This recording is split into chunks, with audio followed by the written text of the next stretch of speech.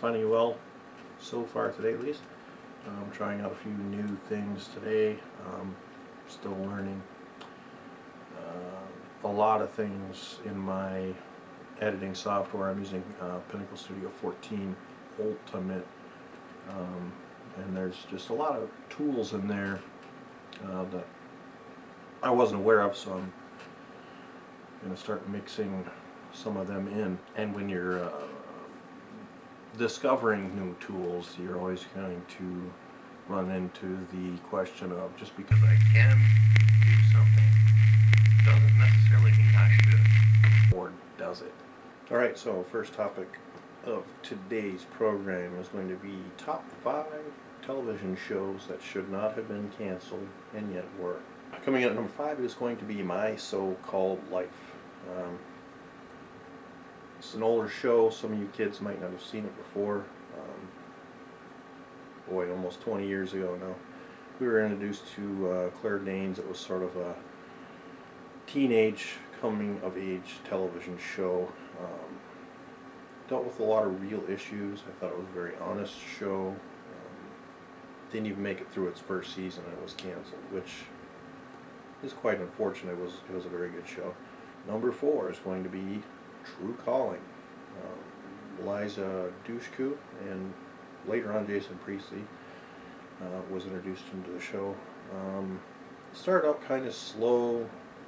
The premise was basically Eliza Dushku's character True worked in a mortuary, and she discovered that she could talk to dead people, or dead people would talk to her, and she would have to help go back in time and help them not die, basically. And started out kind of weak, but as the show found its strength, it got a lot more interesting, a little more philosophical, and then of course it got canceled right when it was getting real good, I thought. Show number 3, Freaks and Geeks. Cannot rave about this show enough. This show featured a lot of actors that are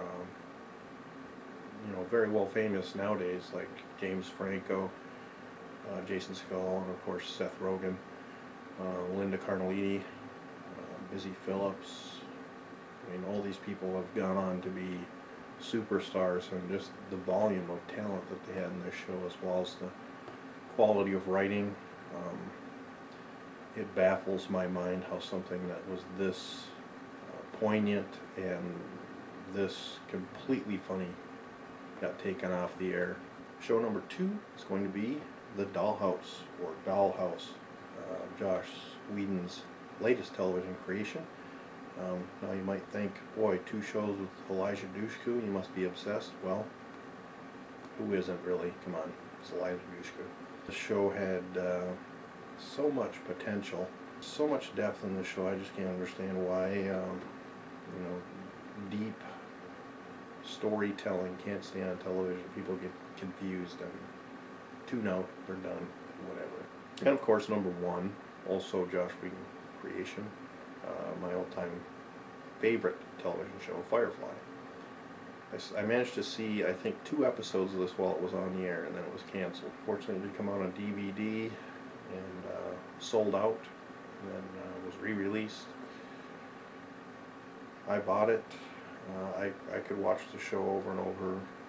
There's just so many great characters, so many great stories, so much depth that the show could have went into, and it was cut off after 13, 14 episodes. Any of these 5 shows are available on DVD, and any or all of them would be excellent choices to either rent or purchase if you haven't seen it. Second shorter topic is going to be, isn't the internet weird? It never ceases to amaze me what people argue about on the internet. Just random searching, and I came across a heated and hateful discussion about who the hottest female video game character is. Why people would spend the time and effort arguing this topic, I have no clue. I mean, anybody who knows anything knows that the hottest video game character is obviously Sheva from Resident Evil 5, so why would you even waste time? All right, and that's all I have for today. We'll catch you next time, and you have a good day.